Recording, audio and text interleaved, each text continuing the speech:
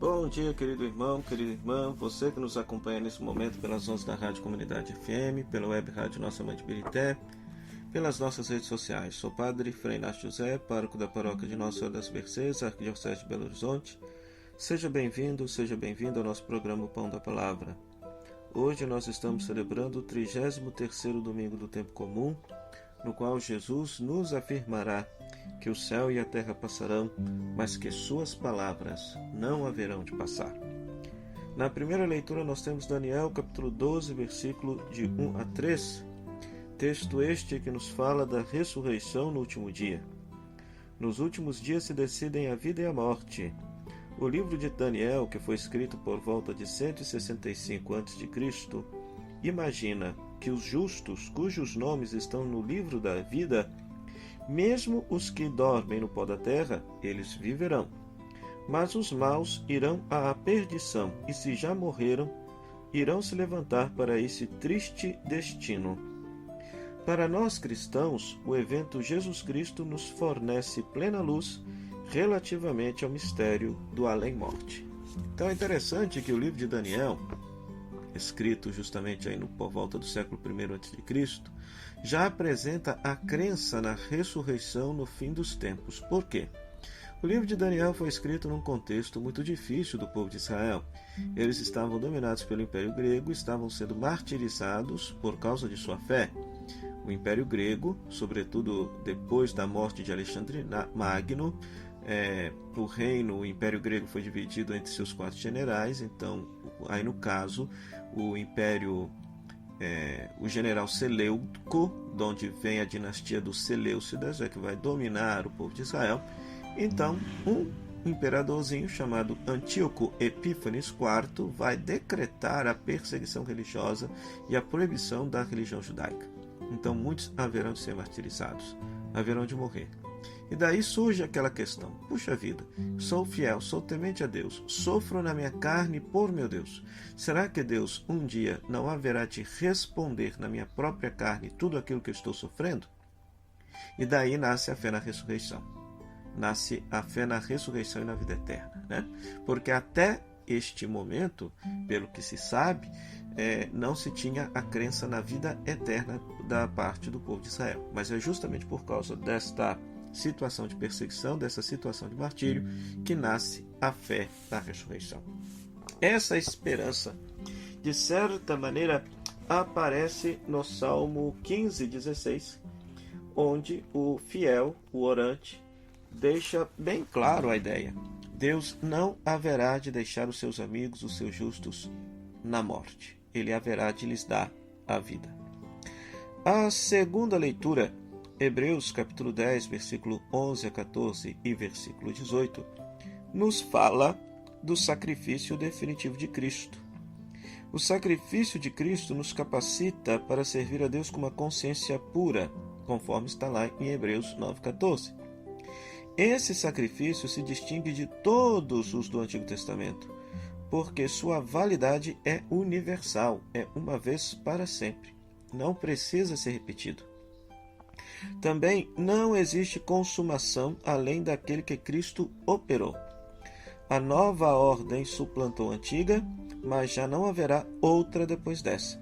Só resta seguirmos Jesus Cristo até o fim. Então, o texto de Hebreus nos mostra qual é o espírito da liturgia cristã. Então, esse texto deixa bem claro: se os sacerdotes do Antigo Testamento tinham que oferecer inúmeros sacrifícios porque eram pecadores, inclusive pelos próprios pecados, Jesus, que é puro e santo, ele, ao ofertar a sua vida ao Pai, é o sacrifício perfeito. E por isso ele entrou no santuário eterno. E é um sacrifício tão perfeito que não precisa ser repetido de forma alguma. Por isso que em cada Santa Missa que nós rezamos, nós ofertamos a Jesus de novo. É o mesmo sacrifício de Cristo, é a mesma vida de Cristo que está sendo oferecida ao Pai do céu, através dos sinais sagrados do pão e do vinho, em cada Santa Missa. Sempre ofertamos a pessoa de Jesus, porque somente a vida de Jesus, a pessoa de Jesus, o sacrifício de Jesus é que consiste no sacrifício agradável ao Pai do céu. E nós, quando vamos participar da Santa Missa, o que é que nós devemos fazer? nós devemos unir a nossa vida à vida de Cristo. De que forma? Pegando todas aquelas atitudes, comportamentos que tivemos no decorrer da semana, que tentaram nos assemelhar à pessoa de Jesus Cristo e ofertar a Jesus, para que nós, em Jesus, sejamos também uma oferta agradável ao Pai do céu. Em outras palavras, querido irmão, querida irmã, a carta, esse texto de Hebreus, é um texto fascinante, pois nele está fundamentado todo o espírito litúrgico cristão. Quem escreveu esse texto tinha grande saudade do Templo de Jerusalém, por isso que alguns até aventam a hipótese que talvez sejam sacerdotes que se converteram à fé cristã. Porque, conforme todos vocês sabem, na década de 70, com a invasão do Império Romano na terra de Jerusalém, o templo foi absolutamente destruído, absolutamente arrasado. E os cristãos frequentavam o Templo de Jerusalém. E agora eles entendem que, a partir da vida entrega de Jesus, não é necessário mais o sacrifício do templo. Por quê? Porque a própria vida de Jesus foi o sacrifício definitivo ofertado ao Pai do céu pelo perdão dos nossos pecados. E a nós cabe-nos unir a nossa vida à vida do Cristo em cada liturgia que nós participarmos. E este Cristo, no Evangelho de Marcos, capítulo 13, versículo 24 a 32, onde Jesus deixa bem claro que céus e terra passarão, mas as minhas palavras não passarão. Este texto de Marcos, capítulo 13, na verdade, o capítulo 13, enquanto tal, é uma coleção de sentenças apocalípticas de Jesus e dos primeiros cristãos sobre a destruição de Jerusalém e o fim do mundo. Dois acontecimentos que, na perspectiva de então, pertenciam à mesma realidade. À mesma realidade. Então, é interessante notar que como quem está escrevendo o texto, quem escreve o texto são pessoas que são judeus convertidos ao cristianismo, provavelmente. E eles consideram Jerusalém o umbigo do mundo, a cidade mais importante de todo o universo. Então, a destruição do universo, a renovação do mundo passa também pela renovação daquilo que é o umbigo do mundo, a cidade mais importante, que seria a cidade de Jerusalém. Dito isso, querido irmão, querida irmã, então, quando se acontece na década de 70 a destruição da cidade de Jerusalém, muito provavelmente judeus e cristãos acharam que o fim do mundo está chegando,